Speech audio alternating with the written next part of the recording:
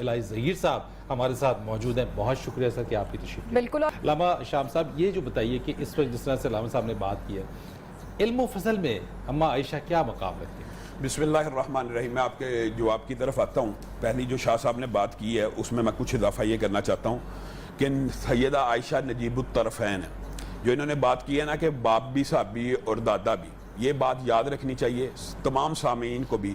حضرت ابو بکر وہ واحد صحابی ہیں جن کی 4 نسلیں صحابی ہیں، یعنی والد بھی صحابی، بیٹا بھی صحابی اور پوتا بھی صحابی اور خود بھی صحابی.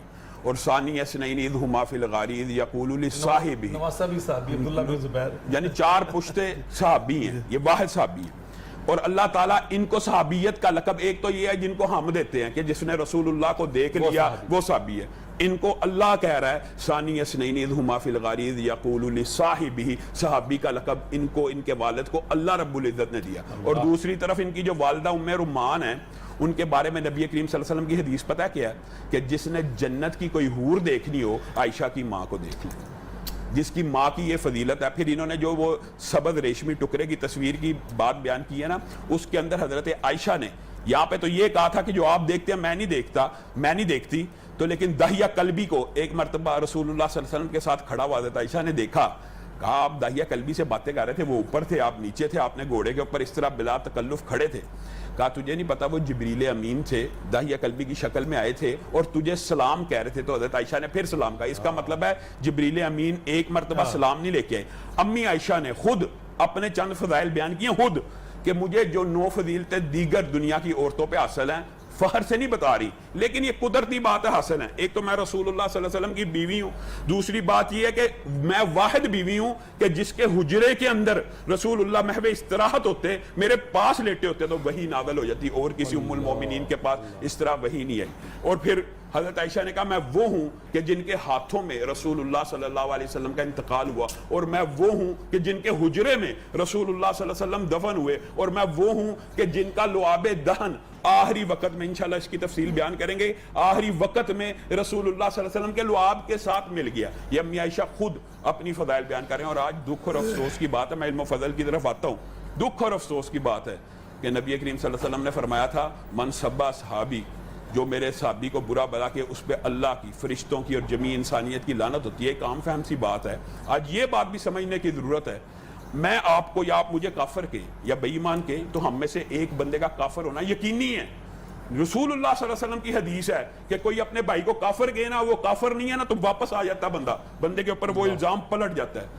تو جو بدبخت صحابہ کے ایمان کے اوپر شبہ کرتے ہیں یا صحابہ کو کافر کہتے ہیں یا اس طرح کی ازواج مطہرات کے اوپر کیچڑ اچھالتے ہیں، آپ بتائیے ان کا ایمان. یہ اللہ کی سنت ہے کہ کوئی بندہ کسی صحابی کے بارے میں جو الزام دے، الا انہم هم الصفا، صحابہ کو کہا نا کہ یہ بیوقوف، اللہ نے کہا نہیں یہ نہیں تم بیوقوف ہو. انہوں نے صحابہ کا مذاق اڑایا، اللہ نے کہا اللہ یستہزئ بہم، اللہ تمہارا مذاق اڑائے گا. تو ایک ہمیں یہ احتیاط ضرور کرنی چاہیے معاشرے کے اندر کہ کسی صحابی کے بارے میں صحابہ کا آپس میں جو سٹیٹس ہے، آپس میں جو ان کا مقام ہے، وہ ہم پلہ کلاس میں فرق ہے لیکن کلاس سیم ہے. حضرت ابو بکر کا درجہ اعلیٰ باقی صحابہ سے، لیکن ایک کلاس تو سیم ہے نا کہ سب نے رسول اللہ صلی اللہ علیہ وسلم کا اس میں درجے اوپر درجات. اگر وہ آپس میں ایک دوسرے کا کوئی بات کر دیتے ہیں، وہ بشری تقاضے کی ہے، اس کو بعد میں کوٹ کرنا یہ امتی غلط رنگ دینا یہ بڑا نجائز بات ہے. امتی کو کبھی یہ نہیں کہنا چاہیے کہ وہ. جہاں تک آپ نے علم و فضل کی بات کی ہے نا، تو امی عائشہ کے بارے میں اجماع امت بھی ہے، امام ظہری کا قول بھی ہے، دیگر ائمہ کا قول ہے کہ امی عائشہ سے بڑا فقیہ اور عالم امت میں عورتوں میں کوئی نہیں ہے. اور امام ظہری نے تو یہاں تک کہا جمیع اصحاب اور جمیع امہات المومنین کا علم جمع کر دیا جائے، امی عائشہ کے علم سے تھوڑا ہے. آپ مجھے بتائیں امریکہ کے اندر یا یورپ کے اندر جس وقت عورت کو شخص قرار دینے کی، ابھی عورت کو شخص قرار دیا گیا 19ویں صدی میں، آپ کو پتا عورت کو ووٹ کا حق کب ملا، عورت کو وراثت کا حق کب ملا. جس وقت یہ بحث ہو رہی تھی کہ عورت تعلیم لے سکتی ہے کہ نہیں لے سکتی، آج سے 14 صدیاں پہلے امی عائشہ وہاں پہ صحابہ کو تعلیم دے رہی ہیں. اسلام کے اندر تو عورت پہلی معلمہ امی عائشہ ہیں. امی عائشہ سے جتنے مسئلے ثابت ہیں قرآن و سنت کے، شاید کسی امی عائشہ سے صرف روایت کردہ جو احادیث ہیں ان کی تعداد 2210 ہے. 2210. اور اگر آپ مقررات بخاری شریف کی نکال دیں، یعنی جو بار بار حدیثیں ریپیٹ ہوتی ہیں، تو آپ بتائیں بخاری شریف میں کتنی حدیثیں ہیں؟ یعنی اکیلی امی عائشہ کی روایات 2210 سے زیادہ ہیں. کتنا بڑا علم کا ایک سمندر ہے امی عائشہ. اور امی عائشہ کی ذات کے اندر نا ایک چیز بہت ہے جس کی طرف انہوں نے ہلکا تھا حوالہ بھی کیا کہ عروہ جو ان کے نواسے کا عروہ بھی ہیں, جو عبداللہ ابن زبیر بھی ہیں, وہ خود بیان کرتے ہیں. عروہ کہتے ہیں ایک دن میں نے دیکھا امی عائشہ کے ہاتھ میں 70,000 کا ایک رومال آیا, 70,000 اس میں درہم موجود ہے اور ایک رومال میں ہے. انہوں نے ایک ہی وقت میں 70,000 درہم انفاق کیا اور رومال جا کے کھڑی ہو گئی. پھر عبداللہ ابن زبیر نے 1,00,000 درہم بھیجا, تو 1,00,000 درہم ایک ہی لمحے میں خرچ کر کے, یعنی ایک ہی وقت میں ایک ہی نشست میں ختم کیا. تو عبداللہ ابن زبیر کے منہ سے یہ الفاظ نکل گئے کہ امی عائشہ کے ہاتھ کو ذرا روکنا پڑے گا. تو امی عائشہ ان سے ناراض ہو گئی اور ان سے کہا میں قسم کھا لی میں آج کے بعد اس سے کلام نہیں کروں گی. پھر رسول اللہ صلی اللہ علیہ وسلم کے ننیالی رشتہ دار آئے, انہوں نے سفارش کی, تو امی عائشہ نے پھر قسم کا کفارہ ادا کر کے ان سے دوبارہ بات کرنا شروع کی. ایک مرتبہ حالت روزے میں ہے, امیر معاویہ نے 1,00,000 درہم بھیجا, حالت روزہ ہے, تو 1,00,000 درہم پھر انفاق کرنا شروع کر دیا. خادمہ کہتی ہے آپ نے افطاری کے لیے رکھ لینا تھا, تو امی عائشہ کہتی ہے تو انہیں بتا دینا تھا تو میں رکھ لیتی.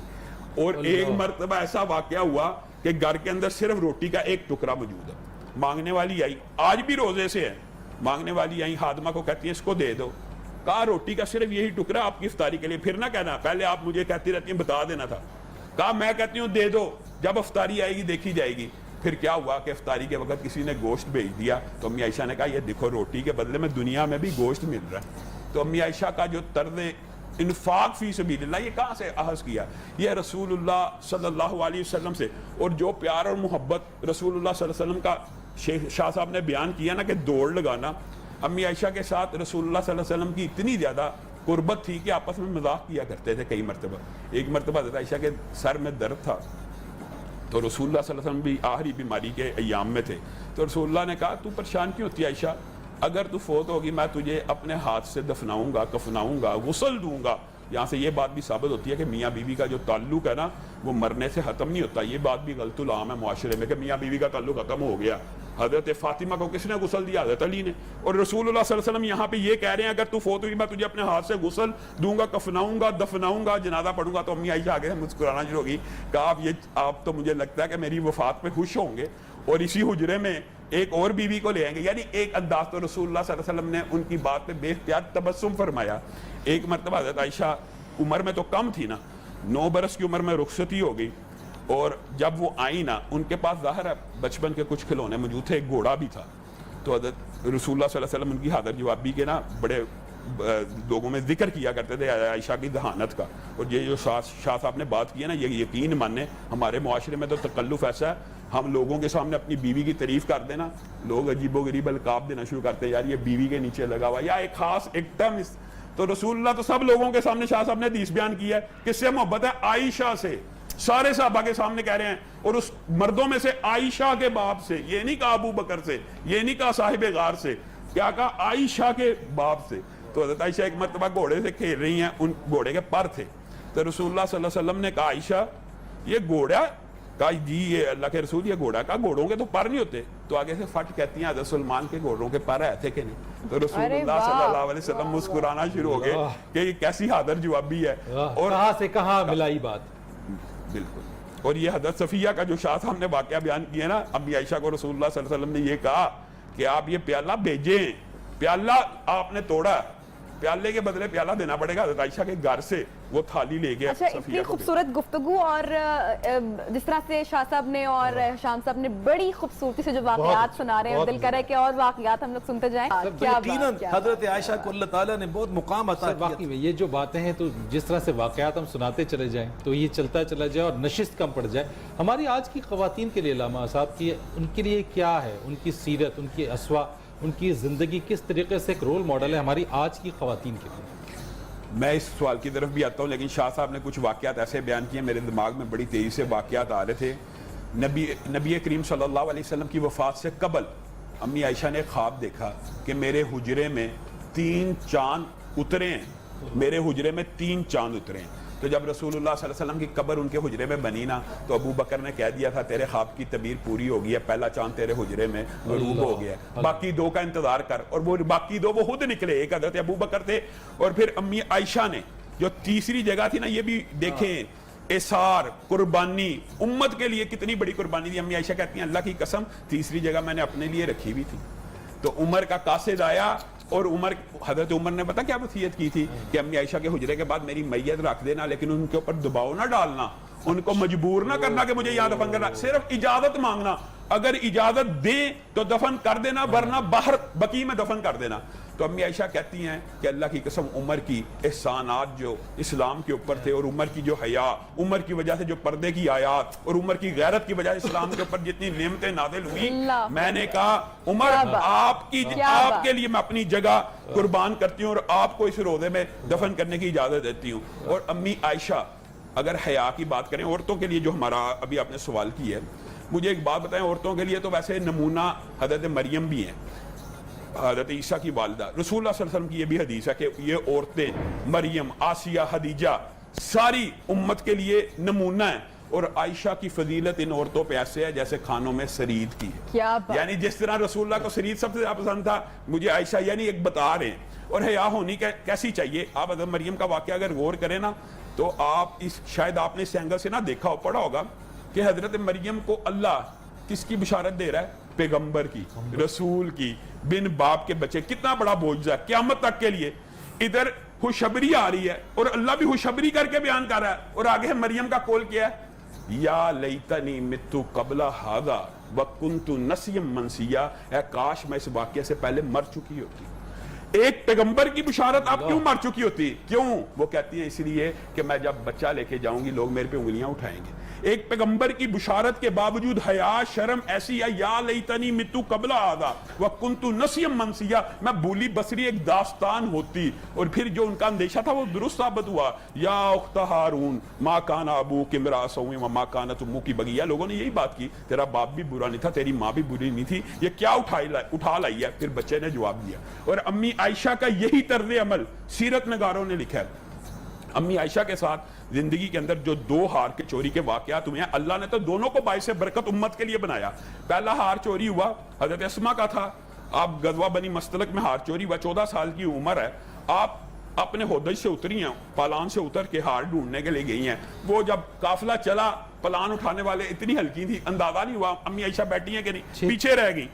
اب پیچھے ایک امی عائشہ کہتی ہے میں رہ گئی, مجھے ہار تو مل گیا, پھر میں ادھر ہی رک گئی تاکہ جو پیچھے ہر کارے ہوتے ہیں ڈھونڈنے کے لیے آتے ہیں وہ مجھے بھی پالیں گے, لے جائیں گے. اور حضرت صفوان پیچھے آ رہے تھے, انہوں نے امی عائشہ کو لے کے دوبارہ قافلے سے ملا دیا. صرف اتنا واقعہ ہوا تو منافقین میں سے عبداللہ ابن ابی تھا اور دیگر منافقین نے ایک ہرزہ سرائی کرنا شروع کر دی. یہ بات بھی اب ہمیں پوری امت کے لیے ایک نمونہ کہ کسی نیک پاک باز عورت کے اوپر جب کوئی تہمت اور بہتان لگا دے, اللہ رب العزت کی سنت کیا اور اللہ ہم سے چاہتا کیا ہے. امی عائشہ کا یہ سارا واقعہ علم نہیں ہو رہا کہ لوگ کیا باتیں کر رہے ہیں. امی عائشہ یہ ضرور کہتی ہیں رسول اللہ صلی اللہ علیہ وسلم کے انداز اتوار میں میں کچھ تبدیلی محسوس کر رہی تھی, لیکن مجھے سمجھ نہیں تھی آ رہی وہ محبت اور التفات کیوں نہیں ہے. تو میں نے کہا میں اپنے والد کے گھر جاتی ہوں کچھ دیر, رسول اللہ پتہ نہیں کیوں میری طرف متوجہ نہیں ہو رہے. پھر ہوا کیا, یہ خود واقعہ جو مستہ حضرت مستہ نا, حضرت حسان بھی ثابت, کچھ صحابہ بھی ان منافقوں کی باتوں سے نا متاثر ہو گئے.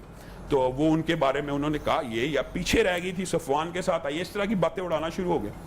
تو امی عائشہ جب اپنے گھر میں پہنچی نا تو رسول اللہ صلی اللہ علیہ وسلم کے بارے میں باپ سے پوچھا کہ کیا معاملہ, انہوں نے بھی نہیں بتایا. ایک دن باہر نکلی ام مستہ کے ساتھ, تو ام مستہ کہتی ہیں بیڑا غرق ہو مستہ کا.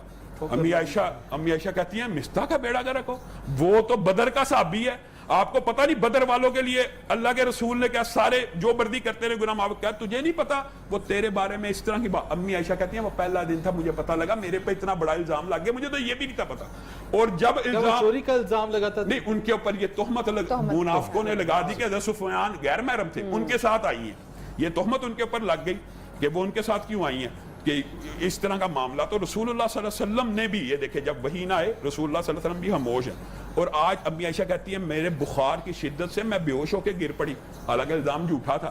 جیسے مریم کا اسوہ یہی بے ہوش ہو کے گر رہی ہیں, اور رسول اللہ صلی اللہ علیہ وسلم آئے ہیں گھر میں اور آپ کہتے ہیں عائشہ اگر آپ سے کوئی غلطی ہو گئی ہے آپ اللہ سے معافی مانگ لیں. تو حضرت عائشہ کہتی ہے میری آنسو خشک ہو گئے کہ میں رسول اللہ صلی اللہ علیہ وسلم سے یہ جملہ نہیں تھی توقع کرتی کہ آپ میرے بارے میں کہیں گے. تو میں نے اپنے باپ کو کہا جواب دیجئے میری طرف سے, میں آپ کے گھر میں پلی ہوں, آپ کو میری شخصیت کا میری طہارت کا اندازہ ہے. اور ماں کو کہا, تو کہا ماں اور باپ کیا جواب دیتے. اللہ رب العزت نے آسمان سے قرآن کی آیتوں کو نازل کرنا شروع کر دیا, پے در پہ 10 آیات اور بعض مفسرین کے نزدیک 16 آیات نازل ہوئی. کیا اللہ تعالیٰ کیا چاہتا ہے, یہ اب کیا چاہتا ہے کہ تم نے یہ واقعہ سنا, اللہ کہہ رہا قرآن میں, کیوں نہیں کہا ہاذا افک مبین, یہ بہت بڑا جھوٹ ہے, ہاذا بہتان عظیم, کیوں نہیں کہا؟ اللہ مومنوں کو, صحابہ کو کہہ رہا ہے کہ جب تمہارے کان میں یہ بات پڑ گئی امی عائشہ کے بارے میں, تم نے کیوں نہیں کہا یہ بہت بڑا الزام ہے, یہ بہت بڑا دھوکہ ہے. پھر اللہ رب العزت نے کلیہ نازل کر دیا جو رہتی امت تک کے لیے ہمیں آج سمجھنے کی ضرورت ہے کہ نبی کی جو بیویاں ہوتی ہیں نا وہ ایسی نہیں ہوتی. نبی کی بیوی کے بارے میں ایک کلیہ, الخبیثات للخبیثین والخبیثون للخبیثات والطیبات للطیبین والطیبون للطیبات. اللہ نے کہہ دیا کہ نبی کی بیوی مشرکہ ہو سکتی ہے لیکن زانیہ نہیں ہو سکتی. یعنی نبی کے اللہ تعالیٰ اپنے پیغمبر کو یہ نہیں تکلیف دے سکتا کہ اس کی بیوی کسی کے ساتھ بیڈ شیئر کرنے والی ہو. تو یہ اللہ نے حضرت عائشہ کی طہارت کے لیے, حضرت عائشہ اس بات کے اوپر بھی فخر کیا کرتی تھی, اور حضرت ابو بکر کا کتنا خوبصورت اس وقت قول ہے. یہ آیتیں اتری, رسول اللہ صلی اللہ علیہ وسلم کا چہرہ خوشی سے ٹمٹمانا شروع ہو گیا. رسول اللہ نے کہا, اللہ نے دیکھے اس یوسف کے لیے تو ایک بچے نے کہا تھا نا کہ اگر قمیض پھٹی ہو بیک سے یا فرنٹ سے, ایک دلیل پیش کی. یہاں پہ اللہ ڈائریکٹ آیتیں نازل کر رہا ہے کہ یہ طاہر ہے, یہ مطہر ہے, اس کے اوپر الزام لگا, تم نے کیوں نہیں کہا کہ یہ جھوٹ ہے؟ تو حضرت ابو بکر امی عائشہ کو کیا کہتے ہیں, اٹھ رسول اللہ صلی اللہ علیہ وسلم کا شکریہ ادا کر کہ تیرے بارے میں آیتیں اتر گئی ہیں. تو امی عائشہ کہتی ہیں, میں رسول اللہ کا کیوں شکریہ ادا کروں, میں اس رب کا شکریہ ادا کروں گی جس نے آسمان سے میرے لیے آیتوں کو نازل کیا. اور اس کے بعد رسول اللہ صلی اللہ علیہ وسلم, امی عائشہ کی قدر و منزلت اور بڑھ گئی. جو شاہ صاحب نے واقعہ بیان کیا نا, بڑا مختصر واقعہ بیان کیا ہے, اس کی بہت ایک طویل داستان ہے جو شاہ صاحب نے بات بیان کی ہے نا. یہ قرآن کی آیت اتری. ہوا یہ کہ آپ کو پتہ ہے امی عائشہ کے علاوہ رسول اللہ کی جتنی بیویاں ہی شہزادیاں تھیں, سرداروں کی بیٹیاں تھیں, بڑے بڑے کنبے قبیلے کی, جب انہوں نے یہ درخواست کی نا رسول اللہ سے کہ ہمیں مال, اب اتنا پیسہ آ گیا ہے. اچھا, رسول اللہ صلی اللہ علیہ وسلم کا یہ جو عمل تھا نا یہ عجیب تھا. رسول اللہ صلی اللہ علیہ وسلم نے پورا گلے کا ڈھیر لگا ہوا ہے, امہات المومنین انتظار میں ہے کہ آج مدینہ کے ہر گھر میں چولہا جلے گا اور آج بھی ہمارے گھر میں چولہا نہیں جلے گا, تو یہ کیسے ہو سکتا؟ تو رسول اللہ صلی اللہ علیہ وسلم نے مال بانٹی گئے. صاحب ایک بریک لے لیں, بریک کی طرف تفصیلی طور وہیں سے جہاں پر ہم لوگ بریک پہ گئے تھے. نبی کریم صلی اللہ علیہ وسلم کے پاس گلے کے ڈھیر لگے ہوئے تھے اور نبی کریم صلی اللہ علیہ وسلم دیتے جا رہے تھے. امہات المومنین کا ذہن یہ تھا کہ آج تو مدینہ کے ہر گھر میں چولہا جلنا ہے, آج شاید ہمارے گھر میں بھی چولہا جل جائے. تو نبی کریم دیتے گئے, آخر میں ایک ہار بچا اور نبی کریم کا خیال تھا یہ میں گھر میں لے جاؤں گا اور کھانے کا بندوبست ہوگا. لیکن اسی وقت ایک آدمی آیا, اس نے ہار کا تقاضا کیا, نبی کریم نے چادر کو جاڑا, ہار بھی اس کو دے کے گھر میں داخل ہوئے. تو امہات المومنین نے کہا کہ آج تو مدینہ کے ہر گھر میں چولہا جل رہا ہے, آج بھی ہمارے گھر میں فاقہ ہوگا. تو رسول اللہ صلی اللہ علیہ وسلم نے کہا تمہارے بیٹے آئے تھے, بھوکے تھے, میری غیرت نے اس بات کو گوارا نہیں کیا کہ میں محمد صلی اللہ علیہ وسلم کے گھر میں کھانا پکے اور وہ بھوکے سو جائیں. تو یہ شاہ صاحب نے واقعہ بیان کیا تھا نا, رسول اللہ صلی اللہ علیہ وسلم نے اس کے بعد پھر ان کو کہا اگر تمہیں دنیا کا مال و متاع چاہیے تو تم لے لو. اور رسول اللہ صلی اللہ علیہ وسلم کا جو قول, جو مکالمہ امی عائشہ سے نا, امی عائشہ نے ایک مطالبہ کیا تھا کہ اے اللہ کے رسول, میں کیوں باپ سے مشورہ کروں, میں کیوں ماں سے مشورہ کروں, مجھے آپ چاہیے, دنیا نہیں چاہیے. اور ساتھ ایک مطالبہ کیا کہ باقی امہات المومنین کو میری یہ رائے نہ پہنچے. لیکن دیکھیں اللہ کا کرنا ایسا ہوا, تمام کی تمام امہات المومنین نے وہی رائے اختیار کی. اور امی عائشہ کا جو دوسرا ہار کے گم ہونے کا واقعہ نا, وہ بھی امت کے لیے اتنا باعث رحمت ثابت ہوا. ہار گم ہو گیا, سفر میں تھے, فجر کا ٹائم قریب ہے, صحابہ ڈھونڈ رہے ہیں. اب دیکھیں وہی نہ آئی تو ہار نہ ملا, وہی رسول جو کل کو بتا رہے ہیں یہاں عتبہ شیبہ ولید نے گرنا, اب نہیں وہی آ رہی تو نہیں پتا چل رہا, تو لوگ ڈھونڈ رہے ہیں, ہار ڈھونڈ رہے ہیں. تو ابو بکر کو غصہ آ گیا, کہا فجر کی نماز ہونے والی ہے, پانی ہمارے پاس ہے نہیں, تو احتیاط نہیں کرتی. ان کو ہلکی سی ٹھوکر لگائی حضرت عائشہ کو. تو حضرت عائشہ باپ تھا, کیا کہہ سکتی تھی, لیکن ہوا کیا, ساتھ ہی آسمان سے آیتیں نازل ہونا شروع ہوگی, فَتَيَمَّمُوا صَعِيدًا طَيِّبًا, کہ جب پانی نہ ملے تو تمہارے لیے ساری مٹی پاک کر دی گئی ہے. وہی صحابہ جو تھوڑی دیر پہلے حضرت عائشہ کے بارے میں کچھ کہتے, ابو بکر بھی حضرت عائشہ کو دعائیں دینا شروع ہو گئے کہ آپ کے اس ہار کے گمنے کی وجہ سے امت کے اوپر ایسی آسانی ہوئی کہ قیامت تک اب وضو کا پانی میسر نہ ہو, ہم تیمم کر سکتے. مٹی سے تو ہوا اللہ کا کرنا ایسے ہوا کہ اونٹ اٹھایا حضرت عائشہ کا ہی, تو اسی کے نیچے ہار پڑا تھا. تو یہ اللہ نے باقاعدہ صرف امت کے لیے آسانی پیدا کرنی تھی. پھر لوگوں نے یہ الفاظ کہ یہ ابو بکر کے خاندان کی اسلام کے اوپر پہلی نعمت نہیں ہے. اور امی عائشہ بیان کرتی ہیں رسول اللہ صلی اللہ علیہ وسلم جب بیماری کے عالم میں تھے نا, وہ کہتے تھے ان للموت لسکرات, کہ موت کی سختی ہیں. اگر رسول اللہ صلی اللہ علیہ وسلم موت کے عالم میں یہ کہہ رہے ہیں, اور یہ جو شاہ صاحب نے بات کی ہے نا, شاید ہم نے اس کو سامعین نے صحیح اخذ نہیں کیا, کہ شاہ صاحب یہ کہنا چاہتے تھے کہ اہل بیت کی فضیلت, یعنی حضرت خدیجہ کی فضیلت، حضرت فاطمہ کی فضیلت کی 90% روایات امی عائشہ نے بیان کی ہیں. کون سا اختلاف؟ یعنی اگر امی عائشہ خود حضرت خدیجہ، حضرت فاطمہ، حسن و حسین کی سعادت اور منزلت کی روایات بیان کر رہی ہیں تو کوئی آپس میں اختلاف تھا نہیں، یہ بعد میں بنایا گیا. اب امی عائشہ کہتی ہیں رسول اللہ صلی اللہ علیہ وسلم میرے پاس تھے، جو رسول اللہ صلی اللہ علیہ وسلم کا آخری لمحات ہیں اس کا تذکرہ کہاں سے ملتا ہے؟ امی عائشہ سے ملتا ہے. صحیح کہ جبریل امین بھی آئے، مالک الموت بھی آئے. باقی پیغمبروں کے پاس تو مالک الموت آتے تھے، لیکن رسول اللہ صلی اللہ علیہ وسلم کے آخری وقت میں جبریل امین آپ کے مشاورت میں تھے اور مالک الموت باہر کھڑے تھے. تو آپ نے جبریل سے مشاورت کی کہ جبریل مالک الموت آج روح کو قبض کرنا چاہتا ہے، آپ کا کیا مشورہ ہے؟ تو جبریل امین نے کہا آئے اللہ کے رسول اب اللہ آپ سے ملاقات کا شوق رکھتا ہے. تو رسول اللہ صلی اللہ علیہ وسلم نے کہا پھر رفیق الاعلیٰ، اور بعض روایات میں بل ہوا رفیق الاعلیٰ، میں بھی اپنے رب سے ملاقات کا شوق رکھتا ہوں. حضرت عائشہ کہتی ہیں یہ آخری الفاظ تھے جو رسول اللہ صلی اللہ علیہ وسلم نے اللہ کے پاس جانے کے وقت کہے، اور اس سے قبل میرا لعاب ان کے لعاب کے ساتھ ایسا مکس ہوا کہ مجھے اشارہ کیا رسول اللہ نے کہ اپنے بھائی سے وہ جو مسواک کر رہا ہے نا یہ چبا کے نرم کر کے، اشاروں سے بات نہیں کی، میرے منہ میں میرے دانتوں میں پھیر. تو میں نے اپنے لعاب کے ساتھ اس کو نرم کیا اور رسول اللہ صلی اللہ علیہ وسلم کے لعاب پہ کہا. اور یہ وہ اس کے بعد کہا جب یہ الفاظ کہ آپ کا سر میرے سینہ مبارک کے اوپر تھا. یہ وہ لمحات ہیں، آپ بتائیے انسانی تاریخ کا، صدمے کا اس سے بڑا کوئی دن نہیں ہو سکتا جب امی عائشہ نے پھر باہر آ کے کہا کہ رسول اللہ صلی اللہ علیہ وسلم دنیا سے چلے گئے ہیں. اس سارے واقعے کی گواہی بھی امی عائشہ دے رہی ہیں. تو امی عائشہ کی جو قدر و منزلت ہے وہ تمام امت کو سمجھنی چاہیے. رسول اللہ صلی اللہ علیہ وسلم امی عائشہ کی دل لگی کے لیے، یہ آج یہ جو شاہ صاحب نے حدیث بیان کی ہے نا خیرکم خیرکم لاہلی، تم میں سے سب سے بہتر وہ ہے جو اپنی بیوی بچوں کے ساتھ بہتر ہے.